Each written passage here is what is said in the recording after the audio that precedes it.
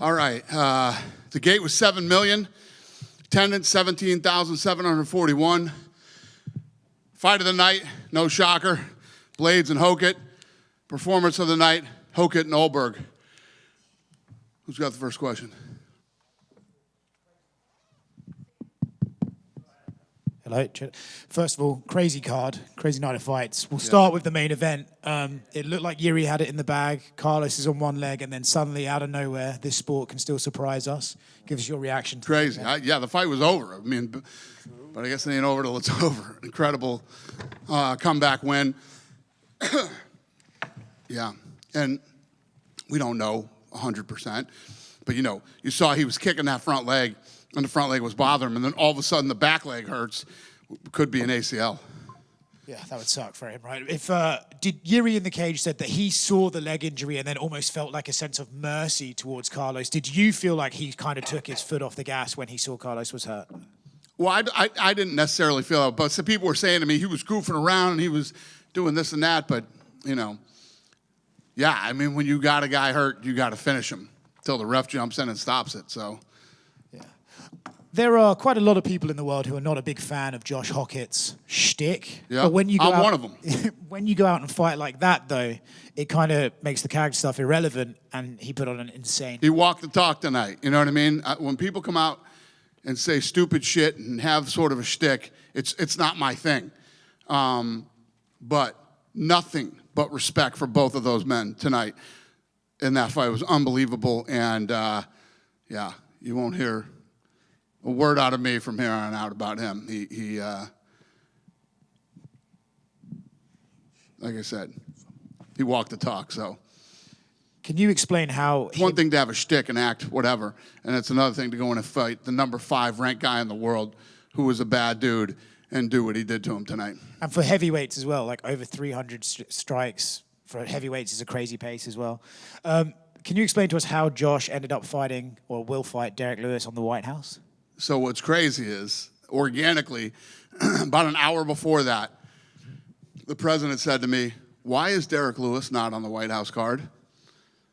I said, "I'll be back in 5 minutes." I went and called Derek Lewis, said the president wants to know why you're not on the White House card, and Derek Lewis said, "Politics." Politics kept me off the White House card. And I said, "Do you want to fight on the card?" And he said, "I absolutely want to fight on the card. Tell the president thank you." So then I told Mick Maynard, find a fight for Derek. Let's talk about it next week and whatever. Then the Hokit fight happens, and Joe Rogan, I had the headphones on, Joe Rogan goes, "Is there another slot open on the White House card for Hokit?" And I go, "Holy shit." So I grabbed Mick and I said, "Go back there and talk to see if he's in." And Hokit was getting into an ambulance and said yes. Genuinely curious, why does Trump love Derek Lewis so much? Like Colby I get, Masvidal I get. Where did the Derek Lewis love come from for Donald Trump? He's a fan. He likes Derek Lewis. He likes his personality. He likes the way he fights. I don't know. I mean, what makes us a fan of anybody, I don't know what it is, but the president loves Derek Lewis.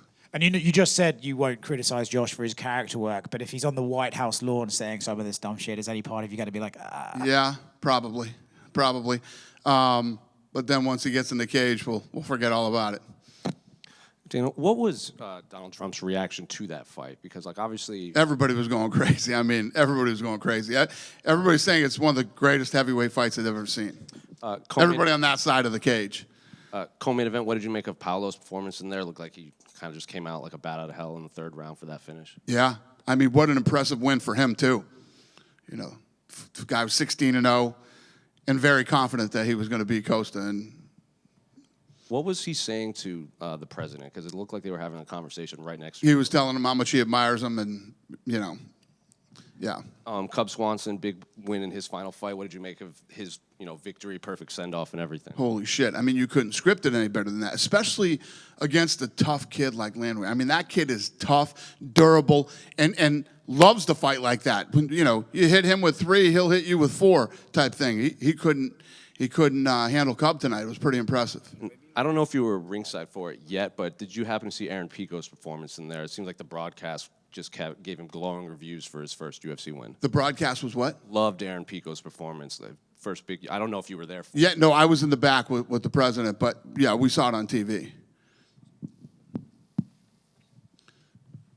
Dana, Yeah.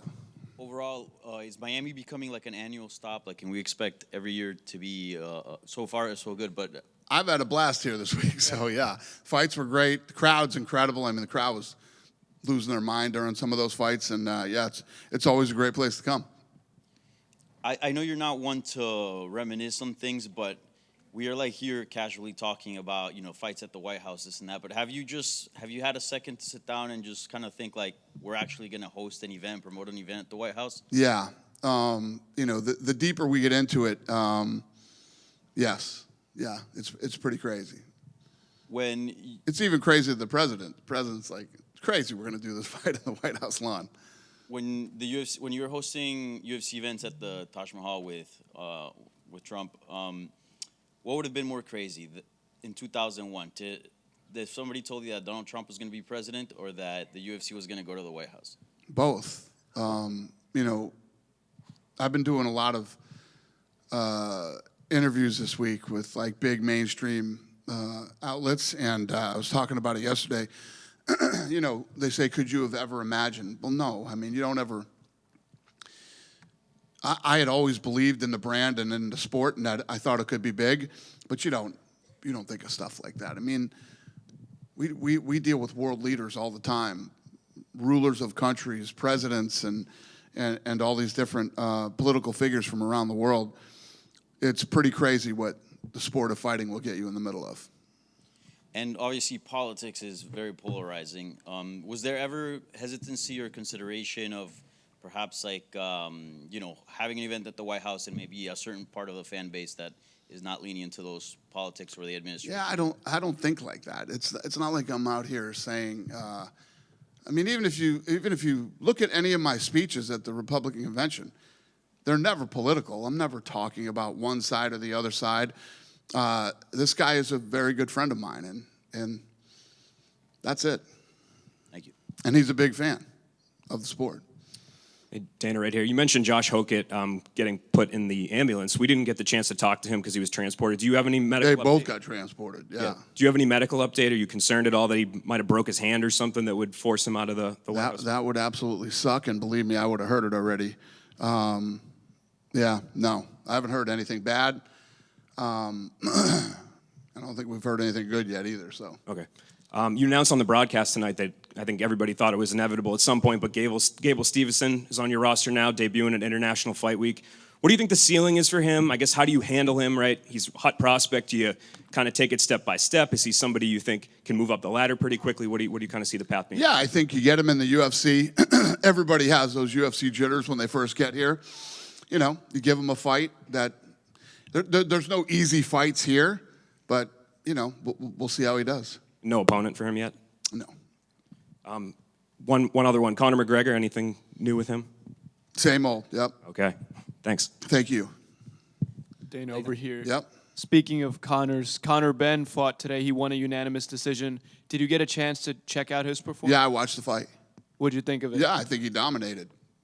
And one more question for me. I know in the crowd they showed Amanda Nunes, Kayla Harrison. Seems like Kayla's getting back into training. Do we have any updates on like when that fight could be made? No, we're going to have to see how she progresses and how she feels. And once we think, let me tell you what you don't want coming off that surgery. You don't want Amanda Nunes grabbing your head and pulling you around by your neck. So let's make sure she's 100% healed, and then we'll make that fight. Fair enough. Thanks, Dana. Thank you. Dana, just Yeah. a quick one. Mateusz Gamrot has been telling that he needed a dominant win, a staple, for some time, and tonight's win was that kind of a staple. And he has some big names in his mind, like Paddy Pimblett, Benoit Saint-Denis. Do you think that with that kind of win, we can get this in his next bout? I can hear you. Go ahead. There you go. Unbelievably, I can hear you. Yeah. Gamrot was saying that he needs a big staple win to get some of the bigger names in the division, such as Benoit Saint-Denis and Paddy Pimblett. With the win like today, do you think he's getting close to getting a fight against big names like that? Absolutely.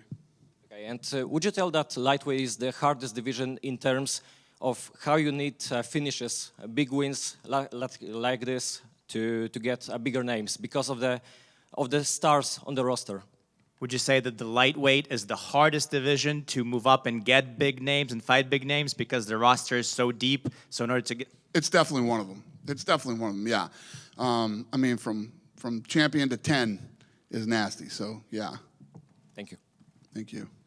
Dana, right over here. Yeah. John Jones says that watching UFC 327 lit a fire in him to compete, and now he's potentially not retired. He's not committing to it. Have you talked to him at all about anything, or no? No. And listen, how is that any different than John's been in the last 10 years? You know what I mean? The way I always looked at, I used to tell Lorenzo, you'll never be able to build a business with this guy. But when he does show up, it's fun. There was a lot of shifts happening at light heavyweight tonight. Just what were your thoughts overall on the division, and where do you take it going forward, considering, you know, Paulo Costa is now going to be ranked at light heavyweight. Ulberg's your champion, but might be hurt. Where do you go with this? Yeah, I mean, it's fun. You know, when you have a guy like, the thing with a guy like Costa is he comes in and he tries to knock people out, and huge, massive win for him tonight. I mean, this might be the biggest win of his career tonight. He beat an undefeated 16-0 guy who was absolutely confident he was going to beat Costa, and he looked good, did it impressively, and like I said, it sets him up for a lot of fun fights. Dana over here. Yep. Just one from me. With this fight with Derek Lewis and Josh Hokit, is there any, it's all set with the White House card, or is there any chance that another fight could be added to the card? Is there, other than that fight, is there any chance that any more fights could be added? No. Yeah, it's all set. I shouldn't have done this one. But when the president looks at you and says, why is Derek Lewis not on the card? Huh? You put Derek Lewis on the card immediately. Yeah. Unless he calls me and tells me to do something else, there will be no more fights added to the card. Yeah, maybe another name that he could be interested on. What's that? Maybe another name that he likes, another name he's interested in seeing on that I card. certainly hope not. Thank you. But anything is possible. Yes. So since you had such a blast here in Miami, is there any way that you're going to do an Orlando card 3 hours away? It's a great question. I don't know the answer to that. I wouldn't say no. We could absolutely do a card in Orlando. So that's a absolutely we would do that. Thank you. Thank you. Dana. Yes, sir. Jorge Masvidal says he has something going on with the UFC. Can you confirm that? Yeah, no, we have no fights for him right now. We have nothing done with him. Okay. He's talking to us. Okay, thank you. Yeah. Was Colby ever in the running to be in the UFC White House? He seemed a bit upset, and obviously he's been a big supporter. Yeah, of course. There's the whole listen. Every time you hear something publicly from these guys, and oh, this didn't happen, that didn't happen, always remember this. This is common sense. We have to get these guys 3 fights a year. If we don't, we have to pay them, even if they don't fight. We're always offering guys fights, and you know, if he didn't make it on the White House card, there's absolutely positively a reason. Dana, when you say that, does that just mean like, so let's say John Jones, for example, right? Does that just mean you offer him an opponent, potential guy, and he just says no, or is that his management turns it down for him? There are a lot of different reasons that it could not happen, but yeah.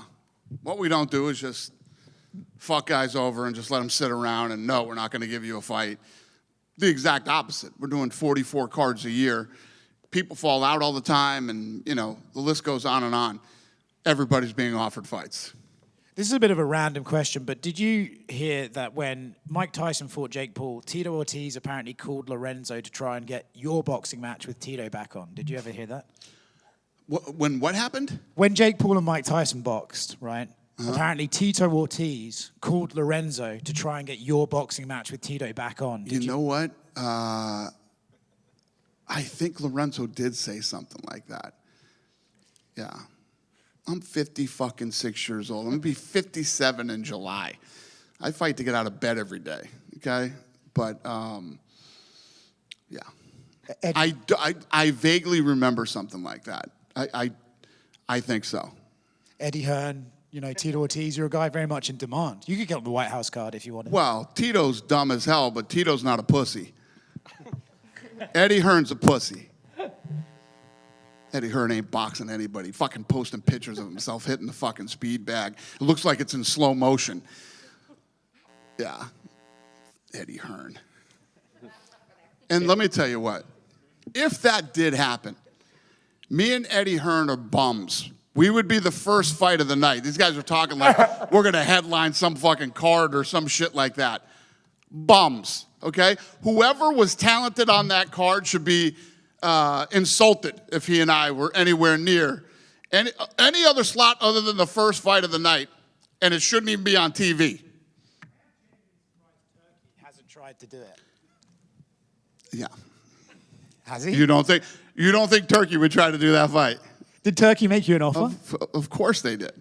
Yeah. People are throwing offers around everywhere. Yeah. That'd be big on Netflix.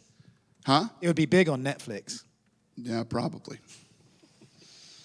Dan over here. Yeah. I know you're not matchmaking yet, so I'm not asking that, but I'm just asking your opinion. Just with the history of City Kickboxing and Alex Pereira, would you be interested someday in Ulberg-Pereira fight? Ulberg, yeah, of course.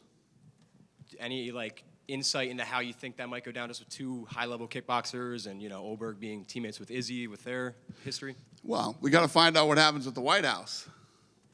You know what I mean? So when you say, I know you don't want to matchmake, but what if, when you talk about what ifs, they're not even worth talking about until everything plays out. You know what I mean? It's like when people shit on a card, like this card sucks. The fuck are you talking about? It's Thursday. Saturday night at midnight, tell me the card sucked. You can't plan or think about any of that type of stuff until it plays out. Even the guy, some guy at the press conference the other day was asking me a question about what would happen to, I don't remember who it was, but it's like, the fight's in 2 days. I mean, why would we even waste our breath talking about that until we see how the fight plays out? We good?